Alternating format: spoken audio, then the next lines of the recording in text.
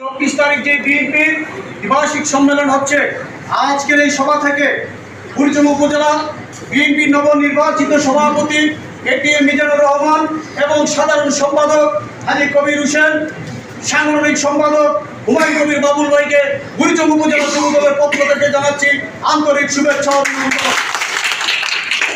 পাশাপাশি আপনাদের কাছে একটু বার্তা আহ্বান রাখবো, 24 তারিখে যে বিএনপির সম্মেলন হচ্ছে,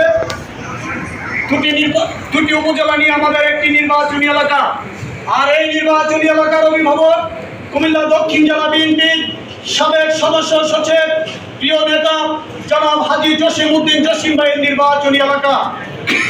দ্বিবার্ষিক সম্মেলনকে সফল সার্থক করার জন্য ঢাকা কেন্দ্রীয় সংসদ থেকে আমরা ইতিমধ্যে শুনতে পেয়েছি বরকতুল্লাহ মুরুভাই থেকে শুরু করে কুমিল্লা দক্ষিণ জেলা বিএনপির সংগ্রামী আহ্বায়ক চাকারিতা সুমন ভাই, সদস্য সচিব সাবেক বিপি জনাব আশিকুর রহমান মাহমুদ ওয়াসিম ভাই সহ অসংখ্য নেতৃবৃন্দ বুড়িচংয়ে বিএনপির দ্বিবার্ষিক সম্মেলনকে সফল সার্থক করার জন্য আসবে।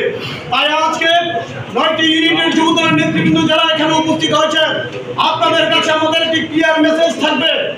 আপনাদেরকে প্রমাণ করতে হবে বিগত দিনে যেমনিভাবে সুশৃঙ্খলভাবে আপনারা ছিলেন, আগামী 24 তারিখ সুশৃঙ্খলভাবে বুড়িচং উপজেলা বিএনপির দ্বিবার্ষিক সম্মেলনকে সফল সার্থক করবেন, এই আশা এবং প্রত্যাশা রেখে আমি আমার আলোচনা শেষ করছি। এ পর্যায়ে